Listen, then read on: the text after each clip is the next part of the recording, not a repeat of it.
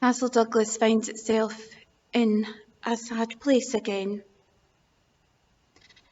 This time it's not a woman whose suffering meant that she found freedom when she was released into God's presence like a beautiful butterfly spreading its wings. This time we're talking about a young man with his life ahead of him. And it doesn't make sense. And it doesn't seem fair. It was an accident that probably nobody could have foreseen or foretold, and actually it seems quite cruel. And you think, where is God in the midst of all this? It's at times like this that I turn to my old friend, Job.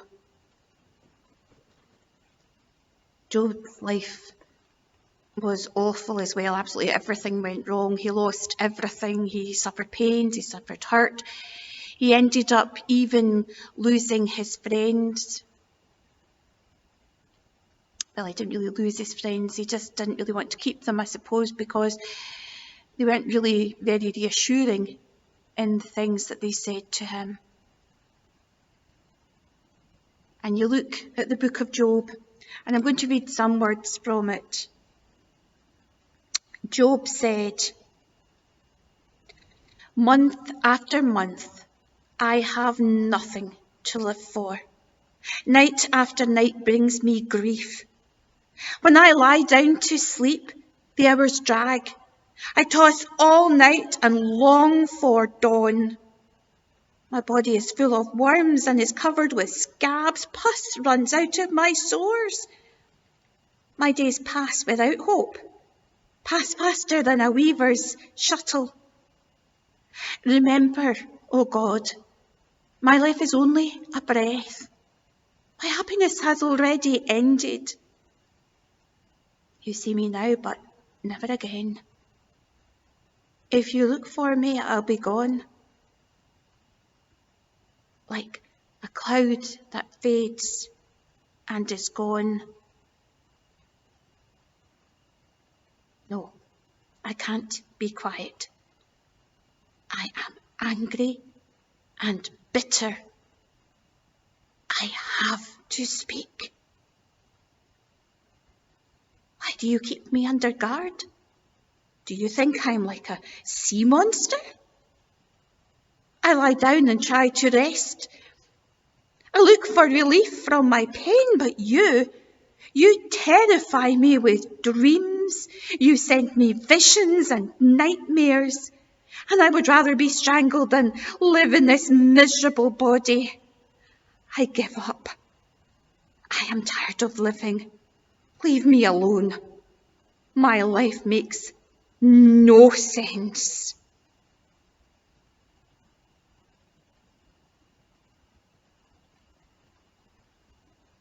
Job was angry, he was bitter. And who was he talking to? Well, you see, that's the thing. He was talking to God. Despite all the horrible, nasty, cruel things that happened to him and those he loved, despite the fact that he thought, how could God do this to me? How could God let this happen to me? He never stopped speaking to God. And the amazing thing is, God never stopped listening.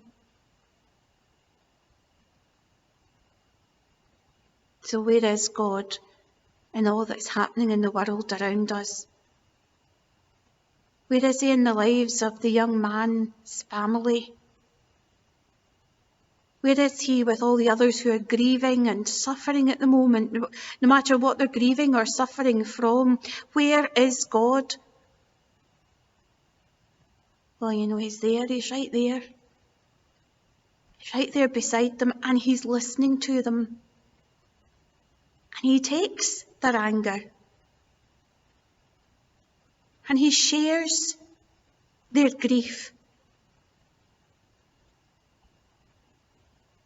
and he holds them close in their pain.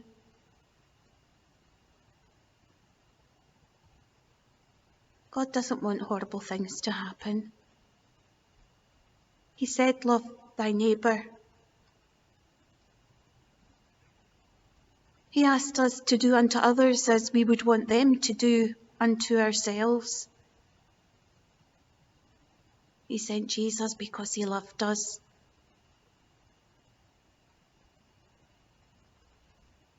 He doesn't want pain or hurt or grief.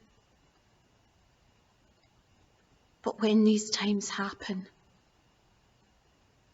then he's with us and he will listen to us. And we can give him our grief. We can shout to him our words of anger. We can talk to him with bitterness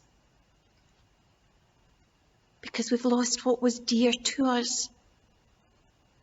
And he listens and he hears. And he won't go away.